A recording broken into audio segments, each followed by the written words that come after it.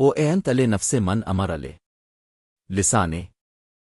تیسری بری خصلت یہ ہے کہ انسان زبان کو اپنے قابو میں نہ رکھے۔ امام فرما رہے ہیں کہ جس نے زبان کو اپنے اوپر حاکم بنایا اس نے خود کو ذلیل کیا۔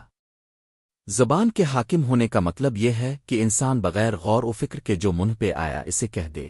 کہا جاتا ہے زبان سے نکلی ہوئی بات اس تیر کے مانند ہے جو کمان سے نکل چکا ہے، یعنی اب اسے واپس نہیں لے سکتے، اسی لیے مہذب سماج یہ تعلیم دیتا ہے پہلے سوچو پھر بولو۔ زبان انسان کے بدن کا ایک ایسا عضو ہے جو دو دھاری تلوار کی حیثیت رکھتا ہے۔ زبان سے ہی انسان کو عزت ملتی ہے اور زبان سے انسان ذلیل ہوتا ہے۔ لقمان حکیم کا امتحان لینے کی غرض سے آقا نے لقمان کو ایک بکرا دے کر کہا کہ اس کو ذبح کر کے اس کے بہترین اعضا میرے لیے لاؤ۔ جناب لقمان نے بکرا ذبح کر کے اس کی زبان اور دل اپنے آقا کی خدمت میں پیش کیا۔ دوسرے روز پھر آقا نے ایک بکرا دیا اور کہا کہ ذبح کر کے اس کا سب سے برا عضو لے کر آؤ۔ جناب لقمان نے دوسرے دن بھی دل اور زبان لے کر اپنے آقا کی خدمت میں پہنچے۔ کہنے لگا یہ کیا بات ہے، کل میں نے کہا کہ سب سے اچھی چیز لاؤ تب بھی تم نے یہی چیزیں لائے تھے، اس میں کیا حکمت ہے؟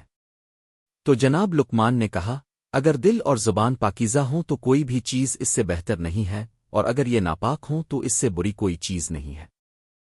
امام صادق علیہ السلام فرماتے ہیں کہ جناب ابو ذر اپنے خطبے میں بیان کیا کرتے تھے کہ اے علم کے طلبگاروں، یہ زبان خیر کی بھی کنجی ہے اور شر کی بھی کنجی ہے، تو جس طرح سونے چاندی کو پیک کر کے رکھتے ہو اسی طرح زبان کو بھی پیک رکھو۔ اس طرح امام علیہ السلام نے اس کلام میں انسان کی بری عادتوں کا ذکر کیا ہے جن کا نتیجہ ایک ہی ہے، وہ ہے ذلت اور رسوائی۔